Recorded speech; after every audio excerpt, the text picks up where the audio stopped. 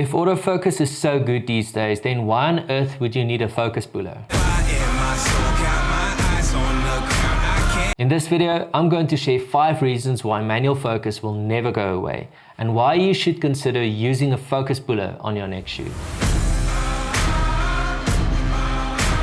We'll take a behind-the-scenes look at a recent sports commercial I shot on the Sony FX3. The film was commissioned by SmallRig to showcase their new MagicFIZ wireless follow focus. If you're familiar with my channel, you'll know that I practically live by autofocus. But I've been on the fence about investing in cineglass for months now, and this was a great incentive for me to take the plunge, which leads me to reason number 1, cinema lenses. The main reason why so many TVCs and feature films are shot on these lenses is because they produce unique looking images, each with their own characteristics. From bokeh to chromatic aberration to flares, directors and DPs usually choose them because they're going after a certain look, a look that cannot be recreated by perfectly sharp modern stills lenses. For this very reason, I invested in a set of DZO primes because they hit that sweet spot between modern sharpness and film-like softness. Cinema lenses by default require manual focus, so naturally the need for a focus puller arises. The MagicFIZ is a wireless system with a focus motor that attaches onto your rig via 15mm rods and is controlled remotely.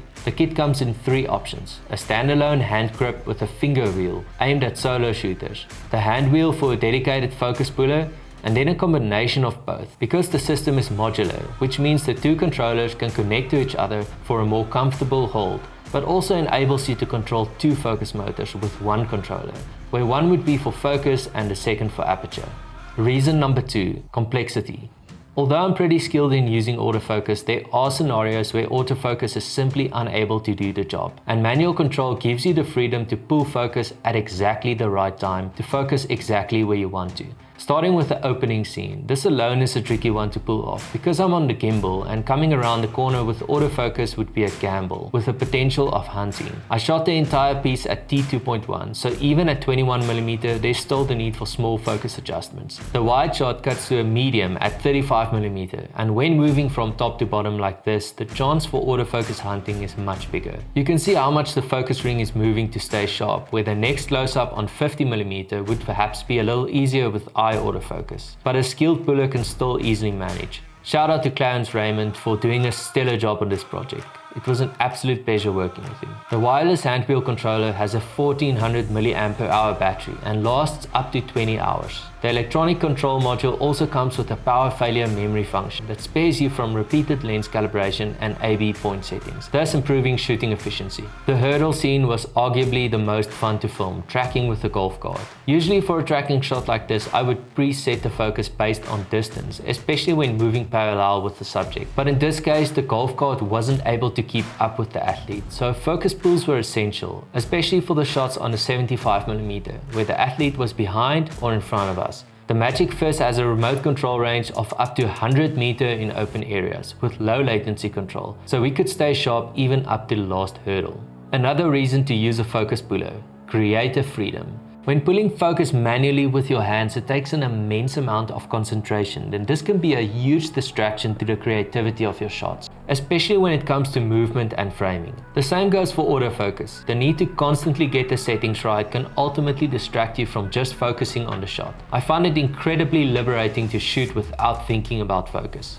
The place it was most helpful was when shooting in the gym. The pace of the film here is fast and shaky, with lots of movement and passing foregrounds.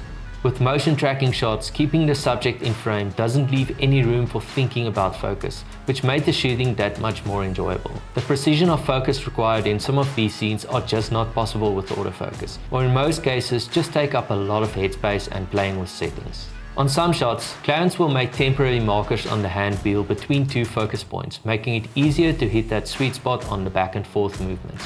I can give a ton of examples, but ultimately it comes down to where you want to focus the attention of the viewer. Like in this case, choosing which hand to finish on. Something autofocus decides for you, and you don't always have the final say.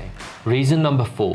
Keep it natural. Autofocus can sometimes be too perfect and almost obvious, where a human pulling focus with a slight delay has a more organic feel to it. That and most still lenses with autofocus also has a lot of breathing when racking focus, something cinema lenses handle a lot better. The SmallRig focus motor can be powered by USB-C or with an NPF battery with a torque output of 0.5 nanometer, which enables you to quickly scroll through the entire focal range. The system uses an ultra-low power 0.96 OLED screen with RGB lighting effect, and vibration warning provides a simple but efficient interaction experience. And then a massive reason to use a focus puller: camera assistant. Another name for a focus puller is also first AC, and with it comes a lot of added benefits.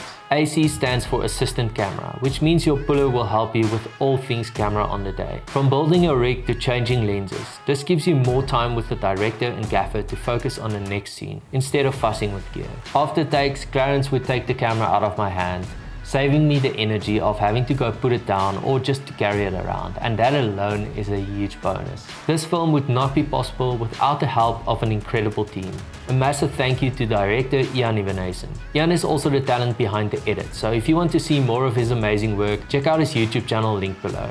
I've listed all the names of the crew involved in the description, so go show them love. A special thank you to SmallRig for sponsoring this video and for giving us the freedom to produce our passions. If you have any questions, let me know in the comments below and I'll do my best to answer. Thanks so much for watching, and I'll see you in the next one.